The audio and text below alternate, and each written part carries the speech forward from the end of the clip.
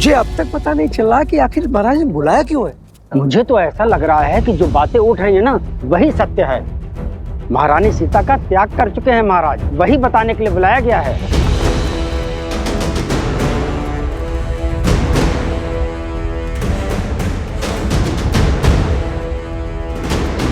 क्या सत्य में महाराज ने महारानी का त्याग कर दिया है? नहीं नहीं, हमारे महाराज महारानी का त्याग नहीं कर सकते।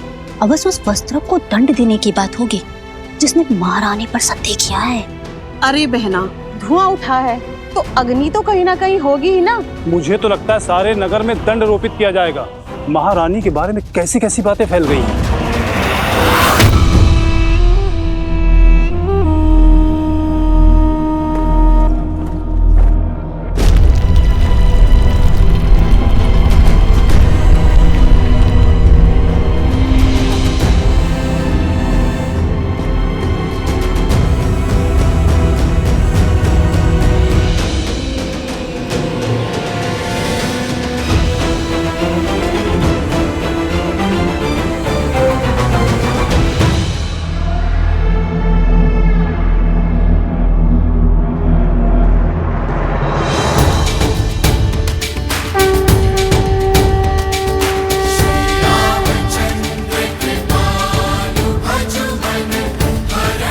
सियावर रामचंद्र की, सियावर रामचंद्र की, सियावर रामचंद्र की, सियावर रामचंद्र की। देखते हैं राम क्या स्पष्टीकरण देता है अपने कर्म का। चिट भी मेरी, पट भी मेरा, सीता तो गई। श्री राम।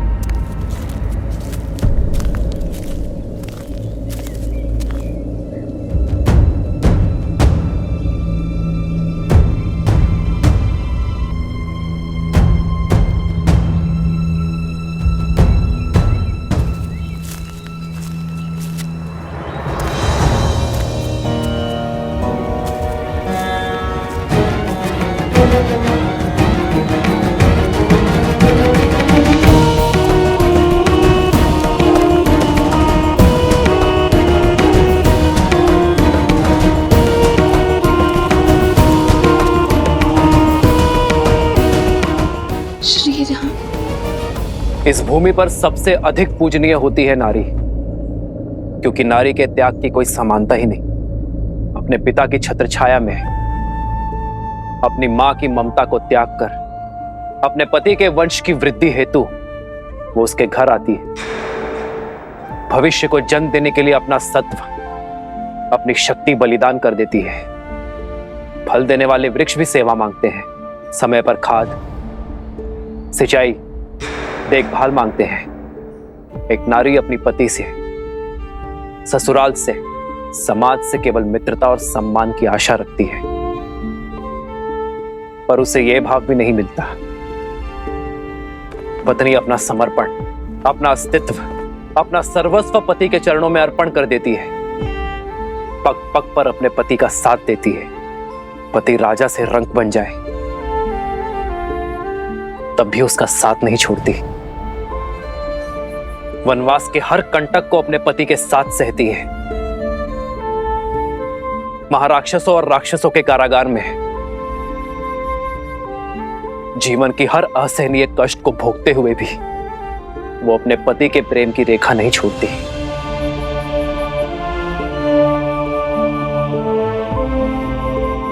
मेरे प्रिय प्रजाजनों, नारी पर झूठा लांछन लगाने से उसकी पवित्रता क्षीण नहीं होती, उसके त्याग की पराजय नहीं होती।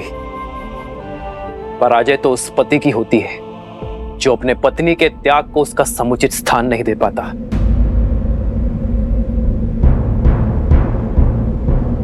मैं इक्ष्वाकु वंशज, अयोध्या नरेश, दशरथ पुत्र राम,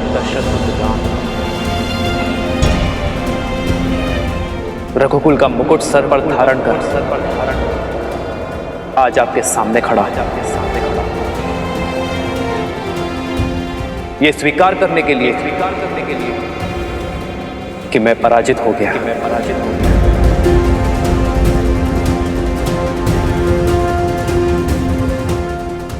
अपनी सीता को विवाह में दिए वचनों को आज मैंने तोड़ दिया है।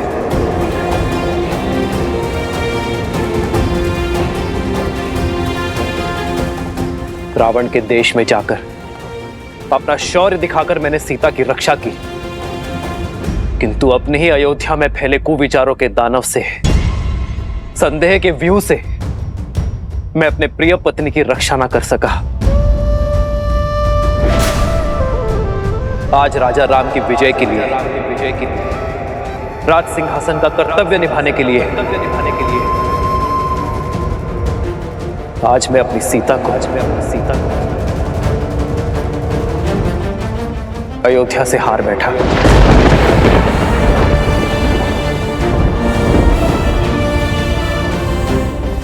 किंतु इसका यह अर्थ नहीं कि मुझे अपनी सीता की पवित्रता पर तनिक भी संदेह है। मेरे रोम रोम से स्वर उठता है कि मेरी सीता अग्नि की भांति पवित्र है।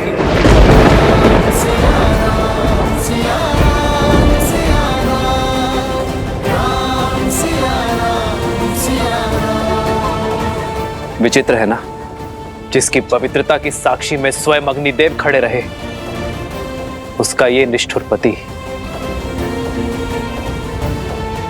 उसके साथ खड़ा न रह सका,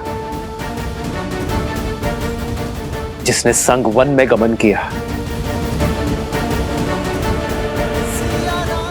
मैंने उसे ही एकाकी गर्भावस्था में वनवास भेज दिया।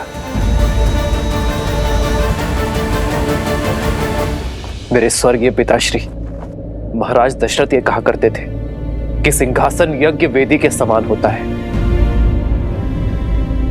और आज सिंहासन की इस वेदी पर मैंने सीता की सुखों की आहुति दे दी है।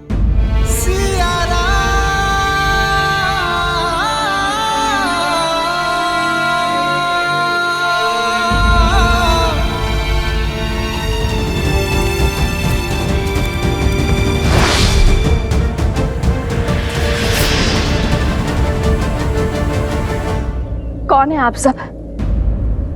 इस मर्यादा की रेखा के भीतर प्रवेश कैसे किया?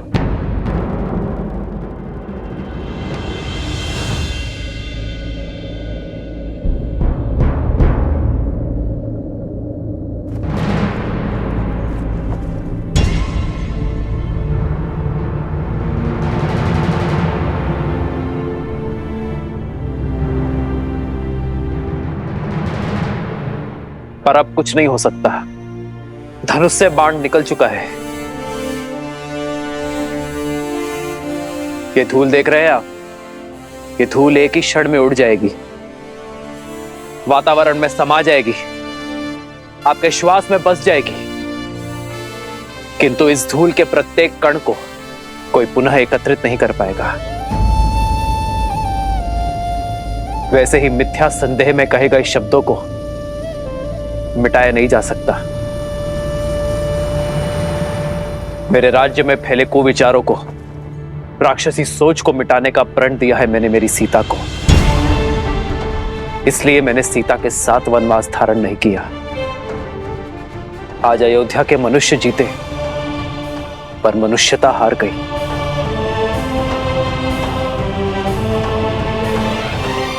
और इसी शोक में ये महल, ये नगर मेरे लिए वनवास है। हमसे भूल हो गई महाराज, हमें क्षमा कर दीजिए। हमसे बहुत बड़ा अनर्थ हो गया महाराज, हमें क्षमा कर दीजिए, हम सबको क्षमा कर दीजिए महाराज। महारानी सीता को लौटा लाइए महाराज, उनका त्याग ना कीजिए। लौटा दीजिए महाराज, लौटा दीजिए महाराज, लौटा दीजिए महाराज, लौटा दीजिए महाराज, लौटा दीजिए महाराज, लौटा दीजिए महाराज, लौटा दीजिए महाराज, लौटा दीजिए महाराज।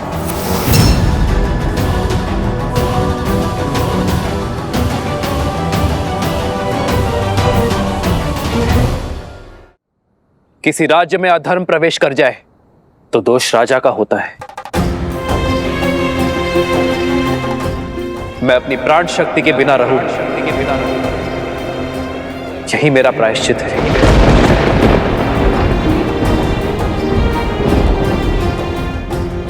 ऐसा करके मैं अयोध्या की प्रजा पर कोई उपकार नहीं कर रहा हूं। यही तो राजा रानी का कर्तव्य है। आप केवल ये स्मरण रखें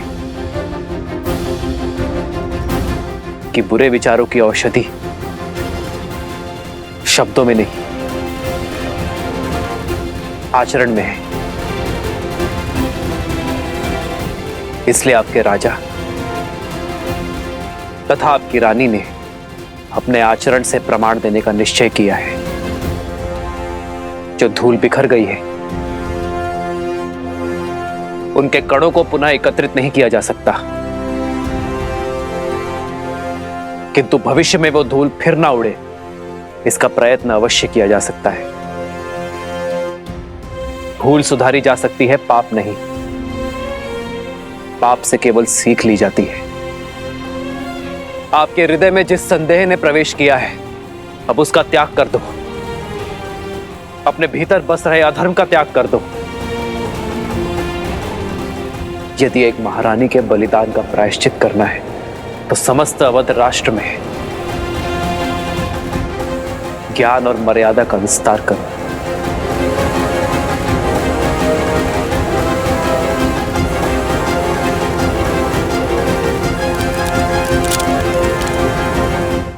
आज आप सभी ये निश्चय करें कि भविष्य में संदेह और कुविचारों के आधार पर बिना किसी प्रमाण के कभी किसी को कष्ट न भोगना पड़े।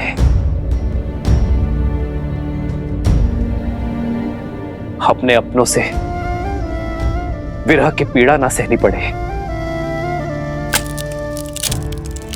मेरी सीता के बलिदान का यही तर्पण होगा। अपने महाराज को विजय बनाने का यही मार्ग होगा। मेरी सीता के बलिदान का पुण्य मेरी अयोध्या, मेरी प्रजा को प्राप्त हो।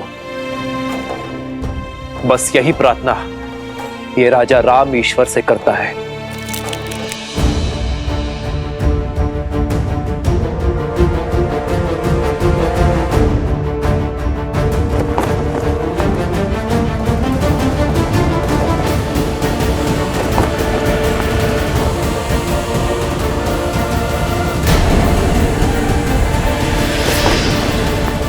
भैया